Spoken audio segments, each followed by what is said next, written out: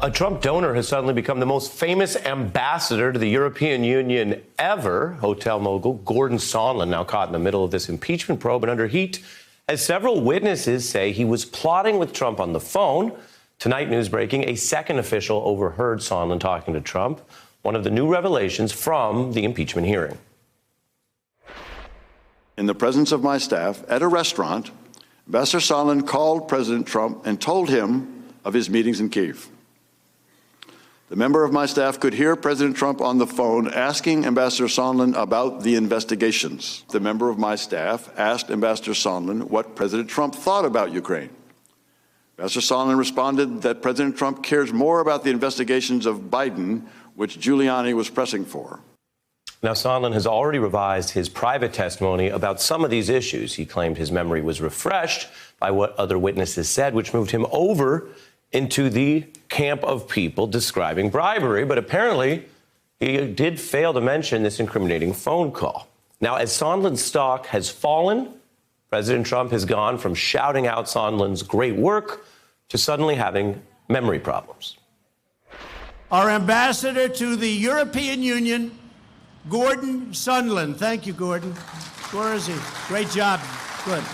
Let me just tell you, I hardly know the gentleman. The text message that I saw from Ambassador Sonland, who's highly respected, was there's no quid pro quo. Do you recall having a conversation with I don't recall. No, not at all. Not even a little bit. Donald Trump is spinning this impeachment defense so hard, he now claims he doesn't remember this famous person.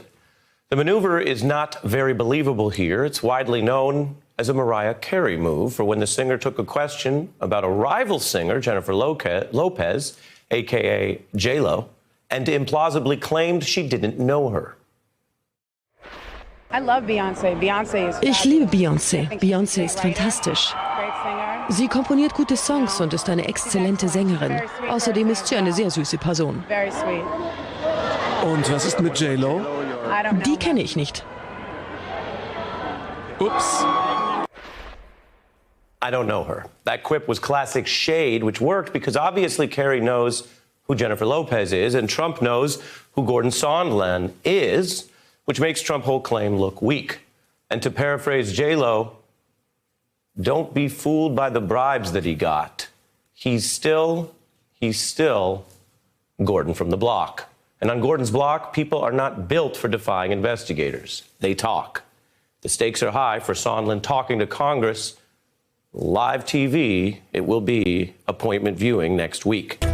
Joining us now, Tim Edgar, former National Security Intelligence official. He advised the Director of National Intelligence under Presidents Bush and served on the Obama National Security Council and is now with the Brown Watson Institute for International and Public Affairs.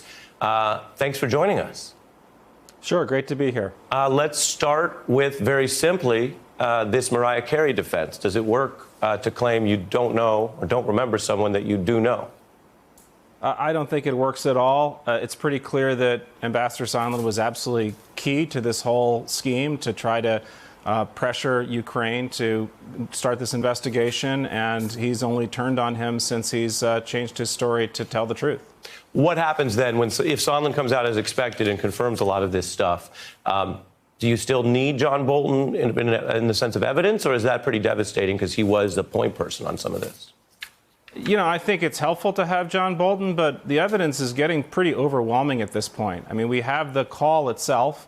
That was very suggestive, very incriminating, despite what Trump says about reading the transcript. I read it. It's pretty damning.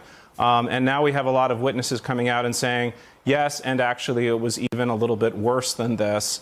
There was, clear communication to the Ukrainian officials that they had to play ball on these investigations or they weren't going to get their aid to fight the Russians. And just to point out, that's how serious that is. I mean, this is a national security issue. This is not just kind of a political football that we should be treating in that way. You're saying how serious it is when the president basically seizes or steals military instruments, in this case, military funding. Yeah, that's right. I mean, this isn't selling a Senate seat. This is selling $400 million in military aid to a country that's an ally of the United States as it's fighting against the Russians.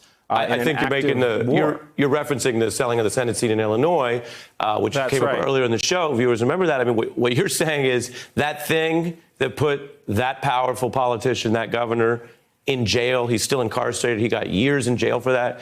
You're saying this thing Trump did, the evidence supports it is worse than that. To me, it's worse because we're talking about national security. We're talking about basically selling the national security of the United States for a political favor, for a corrupt political motive. And I really don't see anything more serious than that when you come to the issue of bribery or extortion, shakedown, whatever you want to call it. Yeah, and I want to underscore what we're hearing from you is your view, objectively, substantively, on the issues. You've been at the highest levels there, including in the Bush National Security Team. That's right. So it's striking hearing that from you. I want to play a little bit of the other criticism of Sondland of the case thus far, which has been, maybe some of these witnesses only have secondhand knowledge. Sonland would appear to be different than that, but take a look. Officials' alarm at the president's actions was typically based on second-hand, third-hand, and even fourth-hand rumors and innuendo.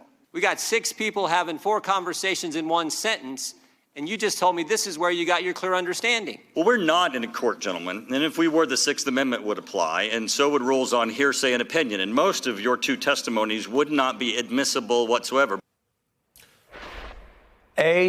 What is your view of the general objection that some people are not firsthand witnesses to everything they're describing? And B, how will this shift? Because even if people find that persuasive, as mentioned, Sondland was on the call, in the room, et cetera.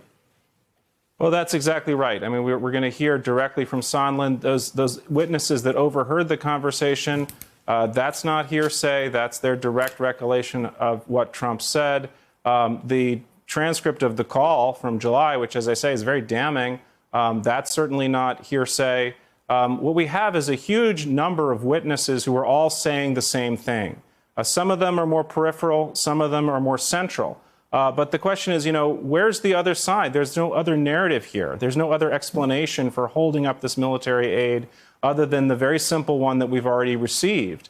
And in fact, we've gotten from Mulvaney, from the chief of staff, essentially confirmation of that, saying, yeah, of course we use foreign aid for political purposes, get over it. So I don't think the hearsay objection really matters when you've got so much overwhelming evidence from people where it's direct evidence and where it's all pointing in the same direction. And Tim, finally, did you ever think in law school you'd be discussing hearsay objections on the national news? I didn't, and it's just a terrible time for our country. I mean, we've had real problems. During the Bush administration, huge controversies over warrantless wiretapping, the war in Iraq, major issues. But the difference is, with this, we have a corrupt personal political motive, and that's why I think you're seeing national security experts and officials, regardless of their political views or affiliation, just reacting with a certain amount of horror here, because that is, misusing the national security system for a corrupt personal political motive.